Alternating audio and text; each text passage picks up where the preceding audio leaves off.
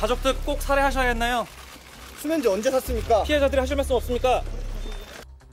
오늘 오후 2시 30분 경기도 용인시 한 아파트에서 일가족 5명을 살해한 혐의로 붙잡힌 이 씨에 대한 피의자 신문이 열렸습니다. 이 씨는 범행 동기를 묻는 취재진의 질문에 묵묵부답이었는데요. 최근 이 씨가 부동산 사기 혐의로 경찰 수사를 받고 있었다는 사실이 알려졌습니다. 이 씨가 벌인 잔인한 살인 사건의 내막을 알아봅니다. 자, 저희가 이제 발생 당시에 전해드렸습니다. 지난 화요일.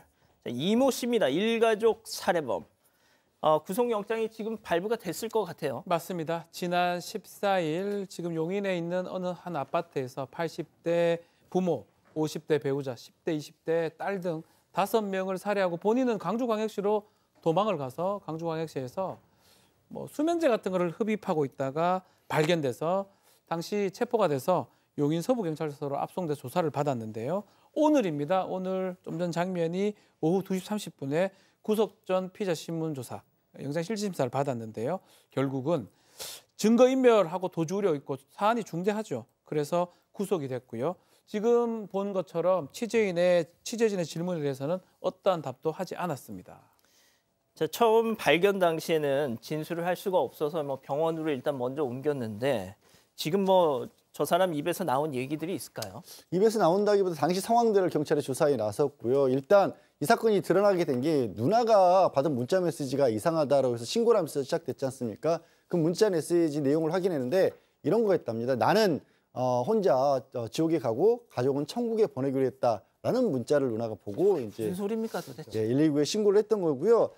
사전에 범행을 다 준비한 것으로 보입니다. 이 범행 수법이 떠먹는 요구르트에 미리 모아뒀던 수면제를 타서 가족들에게 먹이고 차례대로 이 목숨을 빼앗은 것으로 그렇게 밝혀졌고 5명이 4개의 방에서 이렇게 숨진 채로 발견이 됐거든요. 그러니까 이 수면제 병원에서 여러 번 나눠서 처방받은 걸 차곡차곡 모아놨다고 보니까 몇 달에 걸쳐서 준비를 했다라는 얘기 아니겠습니까?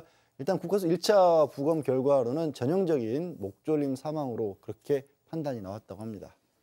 혼자 지옥에 가고 가족은 천국에 보내기로 했다.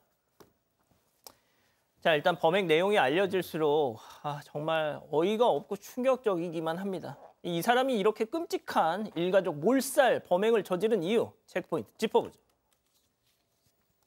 자, 분양 사기가 부른 비극 전해주시죠. 네.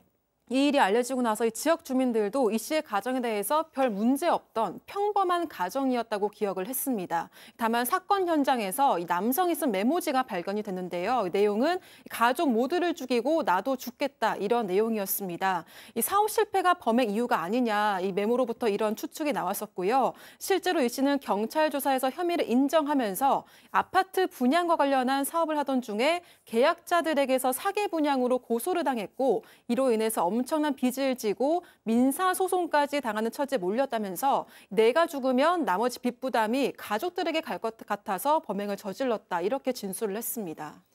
도대체 무슨 얼마나 대단한 사업을 벌인 겁니까? 이 형사님. 한 언론사 보도에 따르면 말이죠. 이 씨 동업자는 이 씨가 과거 아파트 분양 업무 대행사에 근무하면서 큰 돈을 번 경험이 있다고 전했습니다. 3년 전인 2022년부터는 동업자와 함께 광역시에서 일대에서 대규모 민간 임대 아파트 분양 사업을 시작했다는데요. 하지만 그 계약자 모집에 큰 어려움을 겪었다고 합니다. 그런 중에 그 부진을 겪던 분양 사업에 또 다른 분양 대행사가 등장하면서 상황이 급변했다고 전했습니다. 자, 이 씨의 동업자가 있습니다. 이 사람 분양 대행사가 새로 합류를 하면서 사업이 갑자기 활기를 띠게 됐다고 이렇게 증언을 했다는 건데요. 자, 그럼 그때 당시 해당 그 아파트 홍보 영상 만나보시죠. 광주에 월 30만 원으로 거주 가능한 10년 전세 아파트 떴다. 10년 동안 내 집처럼 집값 하락 걱정 없이, 임대료 상승 걱정 없이, 임대보증금은 허그보증으로 안전하게, 주택수도 미포함이고 전매도 가능. 단지 내 헬스장, 골프장, 도서관, 애견 호텔 등 지하철 2호 선 더블 역세권까지 서두르세요.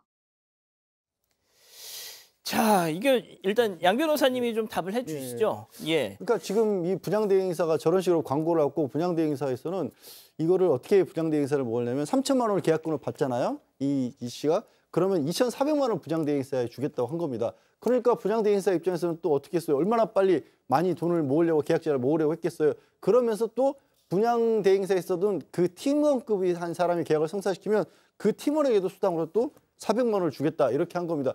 그러니까 아파트는 존재하지도 않은데 계약 하나 할 때마다 지금 이 씨는 600만 원을 걷고 분양대행사는 또 2,400만 원을 받고 이런 식으로 된 겁니다. 굉장히 복잡한 구조였던 건데 이런 허위 아파트 분양을 지난해 10월부터 시작해서 무려 200명을 모았습니다. 그러면 3천만 원씩 200명이니까 60억 원이 넘는 돈이었고요. 그리고 나서 그 중간에서도 드러나게 된 계기가 이건 뭔가 이상하다라고 해서 소송을 하면서 18명가량이 돈을 돌려달라고 했는데 그걸 돌려줄 수가 없죠. 그래서 이게 지금 드러나게 된 거고 못 돌려받은 돈만 18억 원인데 나머지 계약금 낸 사람들도 사실상 지금 피해자라고 봐야 되겠죠. 고소에 합류를 안 했지만. 그러니까 사실상 양 변호사님 사기꾼이잖아요. 없는 돈, 없는 아파트를 그냥 대동강 물 팔듯이 팔려고 한 겁니다. 그러니까요. 자, 백다희 아나운서, 네. 이 씨의 범행이 알려지고 나서 이 동업자가 이자가 왜 이런 범행을 저질렀는지 도저히 이해가 안 된다 뭐 이런 얘기도 했어요. 네, 맞습니다. 현재 이 씨의 일가족 살해 범행이 알려지고 나서 이틀 동안 10여 건의 고소가 더 들어왔다고 합니다. 현재 피해 금액만 20억 원이 넘는 걸로 집계가 되고 있는데 경찰은 최종 금액은 50억에서 60억에 달할 걸로 추정을 하고 있습니다. 한편 이 씨의 동업자는 이 씨가 사업이 잘 안 풀리면서 이 가족이 살던 아파트도 팔고 같은 아파트 단지에 전세로 이사를 했고 돈 때문에 유학가 있던 딸도 불러들였다고 진술을 했는데요. 또 이 씨가 평소 자신의 아버지에 대해서 미대 출신으로 교장까지 한 대단한 사람이라고 말했다면서 왜 이런 선택을 했는지 모르겠다 이렇게 얘기를 했습니다. 박 변호사님, 예. 제가 이제 이런 5명의 소중한 목숨이 사라졌습니다. 이게 일가족 몰살이에요. 이 대량 살인입니다. 네. 자, 그런데 그걸 저지른 게 그저 가장일 뿐인 거예요. 자, 그런데 이번 사건을 놓고 참 안타까운 것이 경찰이든 어디든 저 사람의 신상을 공개한다는 지적 목소리 하나도 없습니다. 자, 왜? 5명이나 죽였는데 가족 살해범이니까. 자, 그런데 우리나라가 말이죠. 이 가족 살해범, 일가족 살인범들한테 유난히 조금 다른 잣대를 들이댑니다. 예?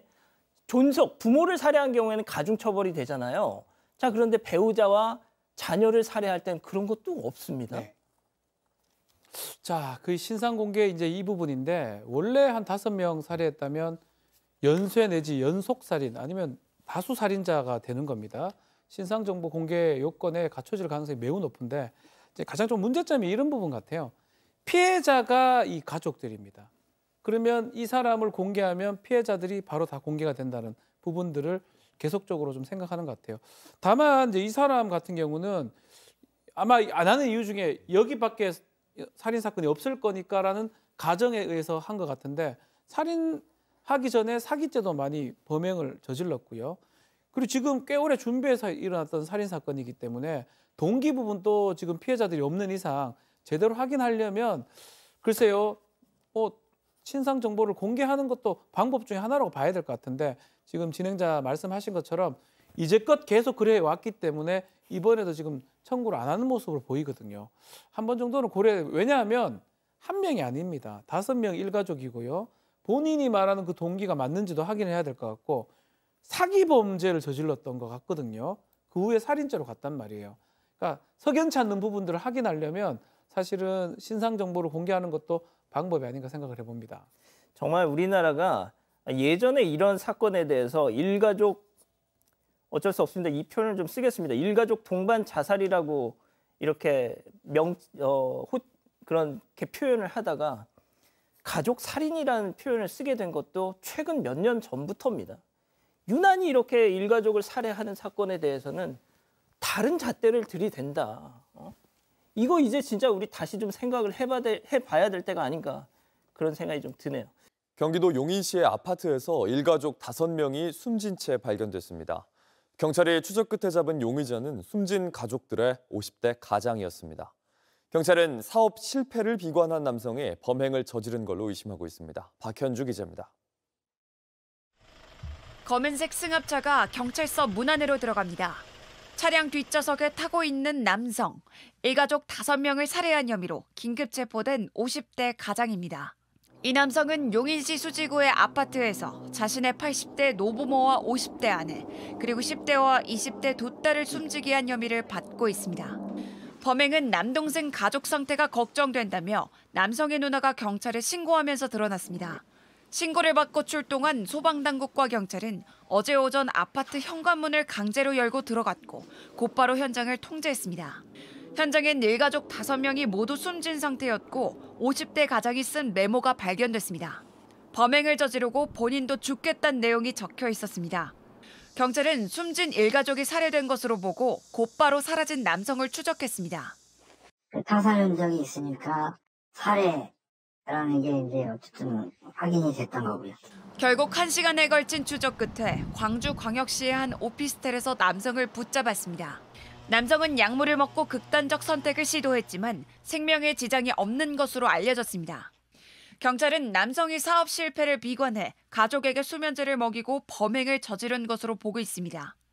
다만 주변인 조사만 이뤄졌던 만큼 남성이 어떤 진술을 하느냐에 따라 새로운 범행 동기가 밝혀질 수도 있습니다. 경찰은 남성의 금융 기록과 채무 관계 등을 확보해 범행 경위를 파악할 방침입니다. 또 사망자 시신을 부검 의뢰하고 정확한 사인을 파악할 계획입니다. JTBC 박현주입니다.